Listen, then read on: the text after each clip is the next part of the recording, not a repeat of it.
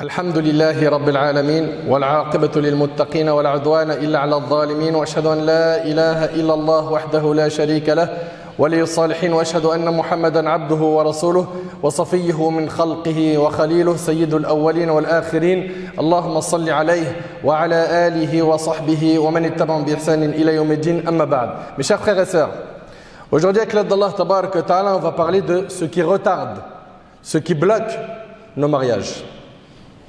Ce qui retarde et ce qui bloque nos mariages. Allah Tabarak wa Ta'ala nous ordonne dans le Coran de nous entraider dans l'accomplissement des bonnes œuvres et la piété. Allah Ta'ala il dit وَتَعَاوَنُوا عَلَى الْبِرِّ وَالتَّقْوَى وَلَا تَعَاوَنُوا عَلَى الْإِثْمِ وَالْعُدْوَانِ وَاتَّقُوا اللَّهَ إِنَّ اللَّهَ شَدِيدُ الْعِقَابِ. Entraidez-vous dans l'accomplissement des bonnes œuvres et de la piété et ne vous entraidez pas dans le péché et la transgression et craignez Allah car Allah est certes dur en punition. Mes chers frères et sœurs, parmi les choses dans lesquelles il faut s'entraider, il y a le mariage. Le mariage, le fait de s'investir pour aider nos enfants à se marier. Le fait de faciliter aux prétendants le mariage en diminuant les exigences. Car aujourd'hui, malheureusement, c'est devenu très difficile de se marier. Pourquoi? Car pour se marier, il faut payer tant en dot.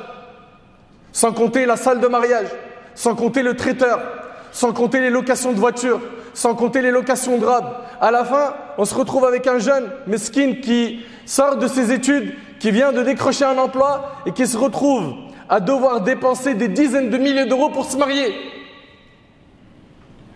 Et combien de jeunes, au vu de leur situation financière, n'ont pas pu justement faire aboutir ce projet de mariage? La porte a été fermée. Pourquoi? Parce qu'on a aujourd'hui des parents qui sont trop exigeants. Et à la fin, un grand nombre de jeunes, pour ne pas généraliser, sont tombés dans la fornication. Des enfants qui, leurs parents pensent qu'ils sont, machallah, super pieux, mais ils ont craqué à cause justement de ces parents qui n'ont fait qu'une seule chose, c'est mettre des bâtons dans les roues dans le projet du mariage. Ils ont été quoi? Une barrière contre le bien.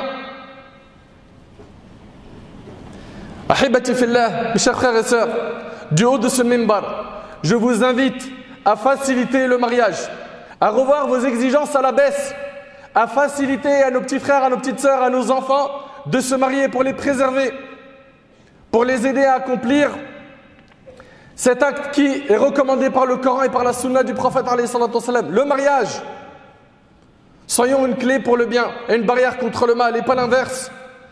Allah tabaraka wa ta'ala il nous dit وَمِنْ آيَاتِهِ أَنْ خَلَقَ لَكُم مِّنْ أَنفُسِكُمْ أَزْوَاجًا لِتَسْكُنُوا إِلَيْهَا وَجَعَلَ بَيْنَكُم مَّوَدَّةً وَرَحْمَةً إِنَّ فِي ذَلِكَ لَآيَاتٍ لِقَوْمٍ يَتَفَكَّرُونَ. Et parmi ces signes, parmi les signes d'Allah, il a créé de vous, pour vous, des épouses. Pourquoi? Écoutez bien, pour que vous viviez en tranquillité avec elles. Et il a mis entre vous de l'affection et de la bonté. Et il y a en cela des preuves pour des gens qui réfléchissent. Le mariage, c'est donc pour vivre en tranquillité. Le mariage apaise.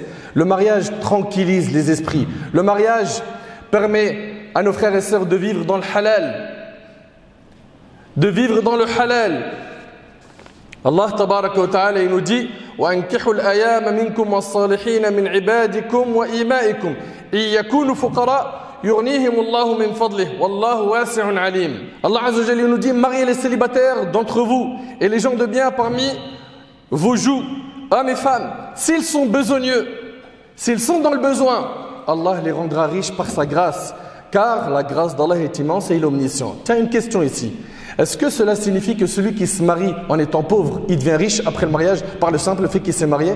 Ça, c'est pas ce qu'il y a à comprendre. Beaucoup de gens pensent que tu te maries, tu deviens riche. Parce qu'Allah tabaraka wa ta'ala dit, s'ils sont besogneux, ils sont dans le besoin, Allah les rendra riches par sa grâce. Mais que signifie ici le terme riche? On va voir ici ce que disent les savants concernant Allah les rendra riches par sa grâce. Al-Sheikh As-Sa'di, rahimahullah, il dit, écoutez bien, ولا شك أن كثيرا ممن تزوجوا لم يحصل لهم الغنى بالمال وماتوا وهم فقراء وقد ذكر العلماء رحمهم الله أوجها كثيرة للجمع بين هذا الواقع. Ici il dit il n'y a pas de doute concernant le fait que beaucoup de gens se sont mariés et ils n'ont pas eu la richesse financière et ils sont même morts pauvres. Donc que signifie le verset? Il est très important, Allah barik fikum, quand on évoque des versets ou des hadiths du prophète, qu'on les lise à la lumière de la compréhension de nos ancêtres, les pieux prédécesseurs. Ici, subhanallah, ce qui est voulu, c'est quoi? أنه ليس المقصود بالغنى في الآية الغنى بالمال وإنما المراد غنى النفس وهو القناعة. Ce qui est voulu ici par la richesse, ce n'est pas la richesse par l'argent. C'est quoi? C'est par al-qana'a, le contentement, le fait de se satisfaire de ce qu'Allah nous a donné. Voilà ce que signifie ici la richesse. Al-qana'a. Ici, il nous dit donc c'est al-qana'a wa hadha al-ghina afdal min ghina al-mal. Et d'ailleurs, avoir cette richesse, la richesse du cœur, le fait d'être satisfait de ce qu'Allah nous a donné, c'est mieux que la richesse par l'argent. Et également, l'imam al-Qurtubi rahimahullah, il dit أنه ليس المقصود بالفقر والغنى في الآية المال. Il dit ce qui est voulu ici par la richesse et la pauvreté dans ce verset, c'est pas l'argent. C'est qu'en fait Allah subhanahu wa ta'ala, par le biais de ce mariage, il va le combler. Par quoi? Par le halal qui lui fermera la porte de la fornication. Donc on voit ici que ce qui est voulu, c'est quoi? C'est que tu vas voir le contentement dans ton cœur. Tu seras satisfait du destin d'Allah. Tu seras donc qani', c'est-à-dire quoi? Tu es satisfait de ce qu'Allah t'a accordé. Dans le hadith d'Ibn Mas'ud, le prophète sallallahu alayhi wa sallam a dit: Ya ma'ashara al-shabab, man istata'a al-ba'ata falyatazawwaj. Oh les jeunes, que celui qui est en mesure de se marier parmi vous le fasse. Ça veut dire quoi exactement, celui qui est en mesure de se marier? Ça veut dire quoi? Il faut qu'on explique chaque propos pour que les choses soient bien claires dans les esprits de chacun. Le prophète sallallahu alayhi wa sallam a dit: oh les jeunes, que celui qui est en mesure de se marier parmi vous le fasse. C'est mieux pour le regard et la protection du sexe que celui qui ne peut pas se marier jeûne, car le jeûne lui servira de protection, rapporté par le Bukhari et Muslim. Al-ba'ata ici, dans la langue, l'imam An-Nawawi rahimahullah, il dit que les savants ont divergé concernant le sens de ce terme, de celui qui est en mesure de se marier. Il a deux opinions concernant cette phrase, celui qui est en mesure de se marier. La première, c'est qu'il est en mesure d'avoir des rapports intimes. La deuxième explication qui a été donnée, c'est quoi? C'est qu'il a les moyens d'assumer un foyer. Ok? Et les savants disent qu'il faudra réunir ces deux sens. C'est-à-dire qu'il a les moyens physiques d'avoir des rapports et donc plus tard d'avoir des enfants. Ok? Et la deuxième explication, c'est qu'il a également les moyens d'assumer un foyer. D'assumer un foyer. Ahibati fillah, le mariage a été la voie des prophètes. Allah tabarak wa ta'ala, il dit: وَلَقَدْ أَرْسَلْنَا رُسُلًا مِنْ قَبْلِكَ وَجَعَلْنَا لَهُمْ أَزْوَاجًا وَذُرِّيَّةً. Et nous avons certes envoyé avant toi des messagers et leur avons donné des épouses et des descendants. Et notre bien-aimé alayhi salatu wassalam, vous connaissez très bien le hadith des trois hommes qui sont venus demander aux femmes du prophète sallam à propos de son adoration. À la fin du hadith, le prophète sallam, il a dit: par Allah, je crains Allah plus que vous et je suis le plus pieux parmi vous, mais je ne jeûne pas tous les jours. Je ne prie pas toutes les nuits, c'est-à-dire qu'il jeûne et il rompt le jeûne, il prie et il dort. Et il a dit: et j'épouse les femmes, celui qui refuse ma tradition ne fait pas partie des nôtres, rapporté par l'imam al-Bukhari et Muslim. Mes chers frères et sœurs, le mariage contient énormément de bienfaits. Énormément de bienfaits. Et notre religion a incité au mariage. Mais aujourd'hui, il y a des choses qui bloquent le mariage. Et je vais évoquer avec vous 3 points. 3 points, pas 4, pas 5, 3 points, et j'aimerais qu'ils soient retenus, barakallahu fikum. Le premier point, c'est le fait que certains se détournent du mariage sous prétexte qu'ils n'ont pas terminé leurs études ou qu'ils n'ont pas encore décroché un emploi. Des frères et des sœurs qui disent: j'ai pas encore fini mon doctorat, j'ai pas encore fini mon bac plus 5, j'ai pas encore fini mes études, j'ai pas encore mon diplôme, j'ai pas encore mon emploi. Et donc ils vont retarder le mariage. Ils vont le retarder. Et le risque, c'est qu'ils tombent dans la fitna. Je vous rappelle qu'autour de nos enfants, à la fac, à l'école, c'est très difficile pour eux. Ils ont énormément d'efforts à faire pour tenir face aux tentations. Donc il ne faut pas se voiler la face. Ouvrez les yeux, regardez dans quel monde ils vivent, vos enfants. Et faites le nécessaire justement pour les encourager à se marier, pour les aider à atteindre la maturité qu'il faut pour se marier. Donc la première des choses, c'est qu'il y a beaucoup de jeunes aujourd'hui qui refusent le mariage sous prétexte qu'ils étudient. Rien ne t'empêche, toi qui n'es pas loin de finir tes études et qui as atteint une maturité, qui a le sens de la responsabilité, de te marier et de finir tes études, que tu sois homme ou femme. Et rien ne t'empêche cela. Donc ça, c'est le premier des points. C'est qu'ils refuse cette responsabilité, ils la retardent cette responsabilité, ils ne se voient pas être père, elles ne se voient pas être mère, ils veulent encore profiter de leur jeunesse et donc s'écarter de la voie du mariage et à la fin, ils s'exposent au risque de faire des péchés. Ça c'est donc la première des raisons. Et ils oublient que le prophète alayhi salatu wassalam, dans le hadith de Tirmidhi, il a dit 3 personnes, Allah doit les aider. 3 personnes, Allah doit les aider. Parmi eux, l'homme qui cherche à se marier. Si toi tu veux te marier, t'inquiète pas, Allah tabaraka wa ta'ala, il va t'aider. La deuxième raison pour laquelle aujourd'hui le mariage c'est compliqué, a été bloqué pour certains, après avoir parlé du fait que, il y en a, ils retardent le mariage pour les études, le travail. Deuxième raison, c'est quoi? C'est l'exigence financière de certaines familles. Aujourd'hui, on a l'impression que notre frère, pour qu'il se marie, il doit payer ce qu'on paye pour transférer un joueur de foot. Non mais c'est de l'abus. C'est de l'abus. On lui en demande trop. Notre petit frère, il vient de finir ses études, il vient à peine de signer son CDI, ou il va le signer, et on lui dit, on veut une salle de mariage qui coûte 10 000 €, on veut une location de voiture, on veut des cortèges, on veut une limousine, on veut des robes de mariage. Attention, hein, c'est des locations de robes, hein, c'est-à-dire il lui en faudra plusieurs. Le traiteur, c'est tant. Et puis après, le voyage, tu vas aller où après? Le lune de miel, tu vas aller où? Et donc, notre petit frère, il se retrouve face à une famille qui lui demande plus de 20-30 000 € juste pour cette nuit-là. Sans compter le logement, sans compter l'équipement du logement. C'est trop. Vous êtes en train de fermer la porte à nos petits frères. Vous rendez la vie dure. Vous allez en l'encontre des principes de l'islam. Pourquoi? Parce que vous voulez faire comme vos amis, vos proches, ceux qui ont entendu que une telle parmi les filles, mashallah, on a dépensé pour elle tant, sa dot elle était de tant, et donc ils font des comparaisons. Des comparaisons avec les gens qui ont énormément dépensé. Et on vient, on prend notre petit frère et on lui en demande trop. À la fin, qu'est-ce qui se passe? Lui, il ne peut pas se marier parce qu'il ne peut pas assumer toutes ses demandes. Leur fille, elle est frustrée. Puis ces frustrations-là se multiplient. Le diable travaille pour les corrompre. Et à cause de certains parents, pour ne pas généraliser, énormément de jeunes sont tombés dans ce zina. Oui. Des papas et des mamans pieux et pieuses qui ne savent même pas comment fonctionne le cerveau de sa fille. Tellement ça bouillonne. Elle n'en peut plus. Et leur fils également. Et au lieu de faciliter le mariage, non. Non ma fille, un de perdu, 10 de retrouvé. Mais ça c'est dans tes rêves.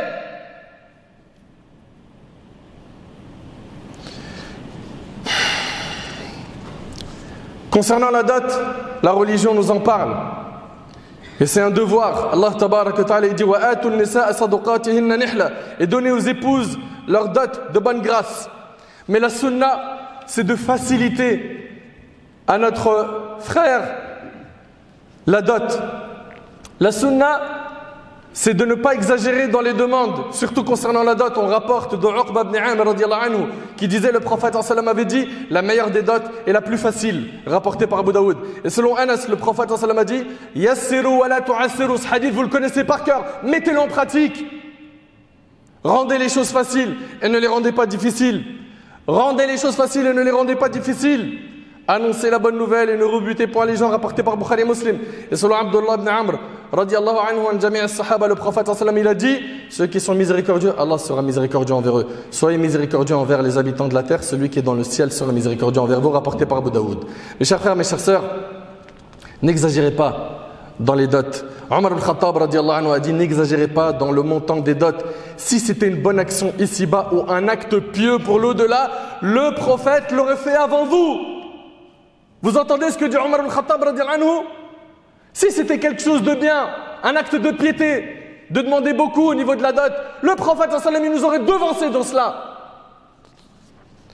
Mais il n'a pas donné en dot à une de ses femmes, ni il n'a réclamé en dot pour une de ses filles plus de 12 onces. Et l'once équivaut à 40 dirhams. Et on rapporte d'Abi Salama ibn Abdurrahman qui disait, j'ai demandé à Aïcha radiyallahu anha, l'épouse du prophète sallallahu alayhi wa sallam, quel est le montant de la dot que le prophète sallallahu alayhi wa sallam avait donné d'habitude? Elle répondit, il donnait à ses femmes 12 uqiyya. Et écoutez bien, 12 uqiyya, une uqiyya c'est 40 dirhams. 12 uqiyya ça fait donc 480 dirhams. Et un H. Et un H ça fait 20 dirhams, ce qui donne 500 dirhams comme dot que le prophète a donné à ses épouses. 500 dirhams. Et je vous rappelle que le nisab de la zakat était de 200 dirhams. C'est-à-dire 2 fois et demi le nisab de la zakat. Ce n'est pas insignifiant. Mais on fait en fonction des moyens de la personne qui est en face de nous. Mes chers frères, mes chères sœurs, facilitons le mariage. Craignons Allah. Craignons Allah. Le prophète a ordonné à Abdurrahman ibn Auf de faire al-walima, le repas de noces, en lui disant awlim walaw bisha. Fais la walima, le repas de noces, ne serait-ce qu'en sacrifiant un mouton. Ce qui veut dire fais un repas pour célébrer le mariage rapporté par le Bukhari. Et aujourd'hui, vous avez vu ce qu'on sacrifie? C'est pas un mouton, c'est un traiteur qui coûte 5 000 €, voire plus. C'est énorme.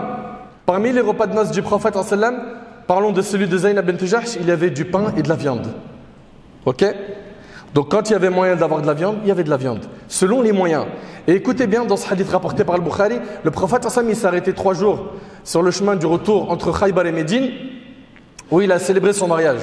Le repas de noces fut composé de dattes, de lait caillé et de beurre, il n'y avait pas de viande. Oui, un repas de noces sans viande, ça existe.